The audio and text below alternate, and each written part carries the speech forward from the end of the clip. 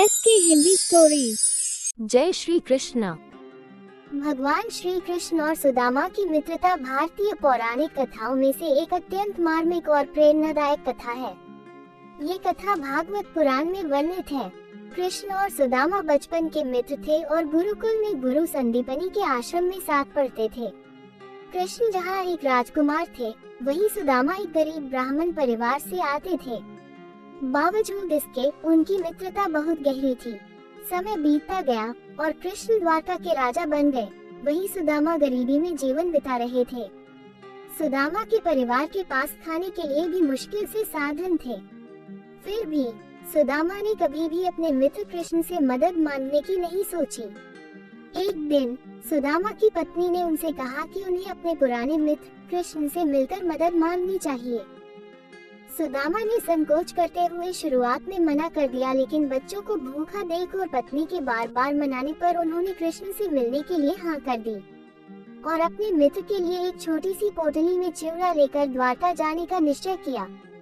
जब सुदामा द्वारका पहुंचते हैं, द्वारका में वह कृष्ण के महल में जाने लगते हैं तो द्वारपाल उन्हें रोक लेते हैं।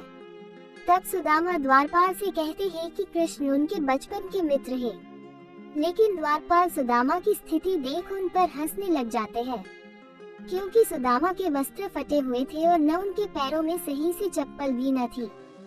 द्वारपाल ने सुदामा की बातों का मजाक बनाते हुए उन्हें महल के द्वार से ही निकाल दिया। जब किसी तरह श्री कृष्ण को सुदामा के बारे में पता चला, तो वे अपने प्रिय मित्र को ढूंढने निकल जाते हैं।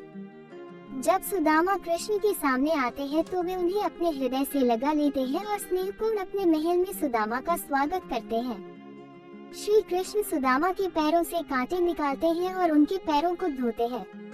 वे सुदामा से एक राजा की भांति नहीं, बल्कि उनके मित्र की भांति ही मिलते हैं और उनके साथ बैठकर पुरानी यादें ताज़ा करते हैं। सुदामा का चिवड़ा देखकर कृष्ण बहुत प्रसन्न हुए और बिना संकोच के उसे प्रेम पूर्वक ग्रहण करते हैं। सुदामा ने कृष्ण से अपनी गरीबी का जिक्र नहीं किया, लेकिन कृष्ण अपने मित्र के हालात समझ गए। जब सुदामा अपने घर लौटे तो उन्होंने देखा कि उनकी झोपड़ी एक भव्य महल में बदल गई थी। उनकी गरीबी समाप्त हो चुकी थी। ये सब श्री कृष्ण की कृपा से हुआ था। ये कथा सच्ची मित्रता की पवित्रता, विनम्रता की महत्ता और भगवान की असीम दयालुता का प्रतीक है।